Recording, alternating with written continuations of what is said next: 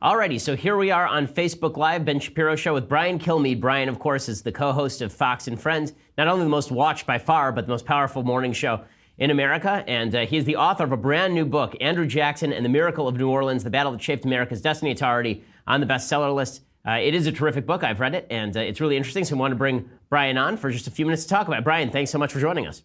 Ben, more important, thanks for having me on. Yeah, absolutely. So let's just jump right in. The traditional talk about the Battle of New Orleans is that it didn't even need to be fought in the first place, right? I mean, that's always the first question I'm sure you're asked, is that we'd already negotiated a peace treaty with the British. What would have happened if the Battle of New Orleans was never fought? Well, not only is that question valid, it was one of the reasons why I was leaning towards doing, when I was going to do the War of 1812, it was logical after Thomas Jefferson. I was going to say Battle of Baltimore. At the time, Ben, you were talking about it. We were debating the worthiness of the Star-Spangled Banner, and I thought, what a great news peg to put it with. And then upon further review, I looked at both, and I compared them, and I said, wait a second.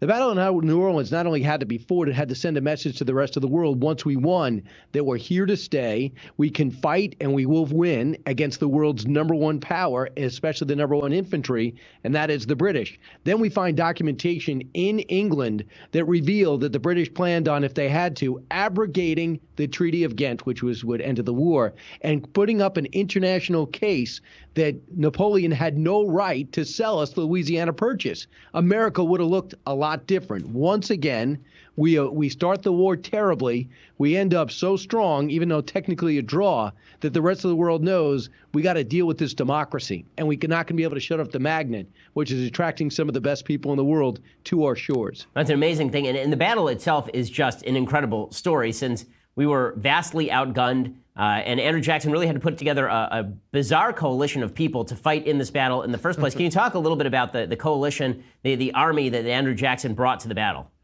Purely American, and especially as we debate immigration in this country, is purely American means we're all mixed races, creeds, and colors. He walks up with 1,400 militia members. He's about to take on an army of at least 12,000, and he's got to get it together in 3 weeks. What does he do? Well, he has a so-called draft, and he wants who's willing to fight. Anyone over 16, you're in, or actually 13. And then Choctaw Indians step up, Cherokee Indians step up, free men of color grab guns, treated equally on the battle lines. And we know back then, sadly, that wasn't the case almost anywhere else in America.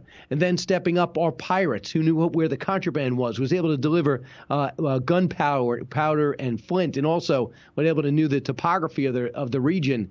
And then comes Tennessee sharpshooters as well as Kentuckians who report, some without guns. Together, they get about 5,000 militia members. They meld together in 3 weeks, and they do something Napoleon couldn't.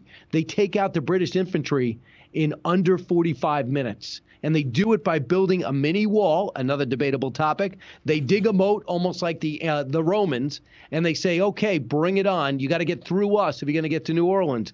And they couldn't. It's an amazing, amazing story. And, of course, the person who led the battle was Andrew Jackson. Now, Jackson has come in for a fair bit of fire, obviously, for his presidency and for his treatment of Native Americans and on slavery, from both left and right. I mean, there are folks like Dinesh D'Souza who are very critical of Andrew Jackson. There's a lot of talk about taking Jackson off of our money. After writing the book, what's your opinion on Jackson as a human being? And you know, can we separate out Jackson, the patriot and the fighter, from Jackson, the so-called racist? Put it this way. He was a person of his times. I mean, you had 9 of the first 12 presidents had slaves. People back then had different, sadly, we wish they didn't, but 200 plus years ago, different visions of what equality is. We've corrected that, as George Bush has said, and others have agreed. It was America's original sin. So Jackson was doing what a lot of other people are doing, number one. Number two, no one doubts that he's an impactful person. No one doubts that he changed America, and his impact went beyond just the 8 years he was in office. You know that he mentored Martin Van Buren, who succeeded him, and he ended up being very tight with John Tyler, who followed him after William Henry Harrison had won the election, and not like Jackson.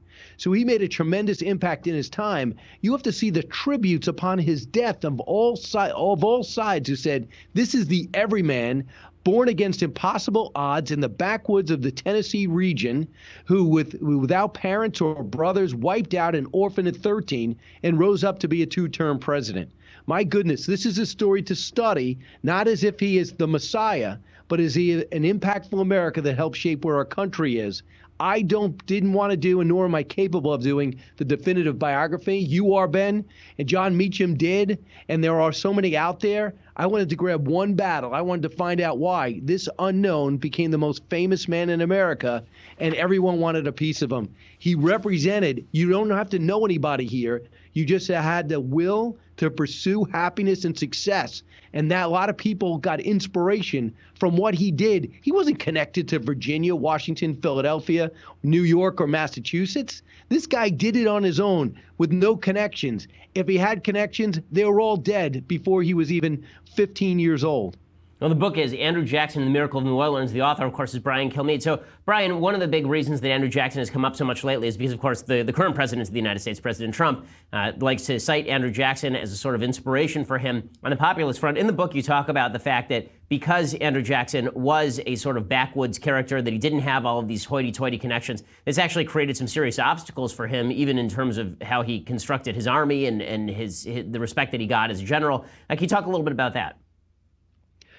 Well, I mean, for one thing, he always felt he had to prove himself. And he was also told, and I haven't committed to memory, but his mom basically said, don't sue for slander, settle scores yourself, and don't use anything as an excuse. He did that his entire life, to the point where he had a series of duels. In fact, before the Battle of New Orleans, he had a bullet in him. He was constantly taking people on. But he had this quality, Ben, is that he wouldn't take on people that he overmatched. He always stuck up for the little guy and people that were undermatched without connections. That's why people resonated with him. So I also think there's something else about, very similar to the current president, in that when Washington rejected President Trump, he took his case to the people, the crowds grew and the message worked. The first one to do that was Andrew Jackson. He went and said, this is my story. This is what I'm going to do. And in the beginning, like Trump, no one took him serious. They didn't think he was worthy, like Trump. He also could not stand the press, especially the negative press. But he went a step further. He would keep the articles that he didn't like, make notes in the margin. So when he ran across that reporter, he would make them justify their words and their angry words about him or his policies. Tremendous people, I mean, a tremendous grassroots story, but a guy that could not turn away from a fight. Now, Ben, I'll give you only 3 seconds to tell you who that reminds you of. Well, that's right on the money. All right, so the book is Andrew Jackson, The Miracle of New Orleans, The Battle That Shaped America's Destiny. The author, of course, is Brian Kilmeade. Brian, thanks so much for joining us. Everybody can go get this at Amazon.com or Barnes & Noble. It's at your local bookstore. It's a big bestseller already, so check it out. Andrew Jackson, The Miracle of New Orleans. Brian, thanks so much for your time. Appreciate it. And congratulations on your success, Ben. Keep it up. Hey, thanks so much. This is Ben Shapiro. That was Brian Kilmeade, and we'll see you next time on Facebook Live.